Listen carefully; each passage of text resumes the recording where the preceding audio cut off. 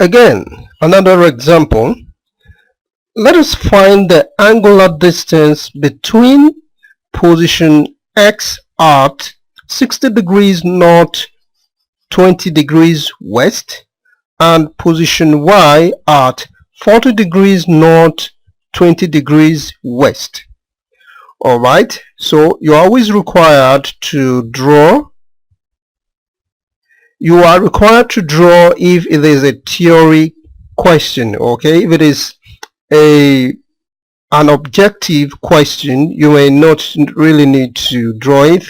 You just look at the given values, then you try to understand if you are going to add up the degrees or you're going to do subtraction depending on which of the hemisphere that is given.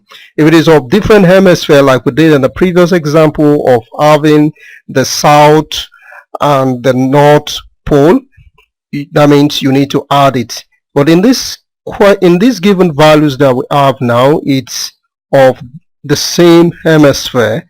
Okay, so let's see what will happen, because if it is let's see what will happen. Okay, so now you draw or you sketch freehand the north and the south pole as usual, connected by the polar axis.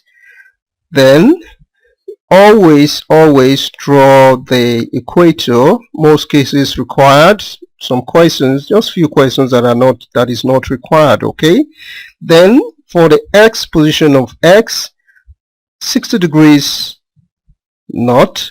First, let's check for the common position. We have a common position of 20 degrees west. Okay, so remember, this is the west zone.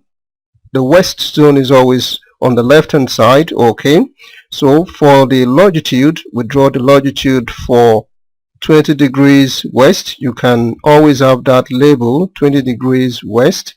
Okay, then we now go to the other position, that is the latitude. We are at latitude 60 degrees north, so this is the latitude. You can also label that 60 degrees north. Then for the second position, which is 40 degrees north, it is below the first position. You can as well label that as may be required. Okay, then this is the position where the position of X, where the longitude and the latitude meets, so you have that label as well, X. Then for Y, this is the position at 20 degrees west and 40 degrees north. All right, so now you connect the radius to the center. Okay, so now have these two labeled. So now let us draw the cross section of the overview. Now we have draw the north and the south pole always. Then it moves from the equator.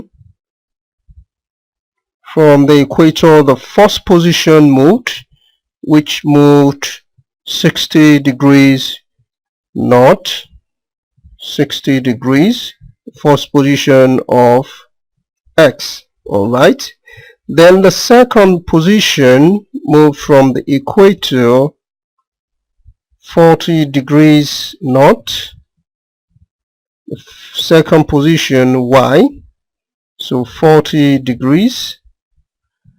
All right, so now to find the angular distance between X and Y, you can see the angular distance. We're talking about this distance. This is the position X and Y, so we're talking about this. So we can see that we need to subtract 40 from 60. So the angular position, that is this tiny position, this tiny degree, which is 20 degrees.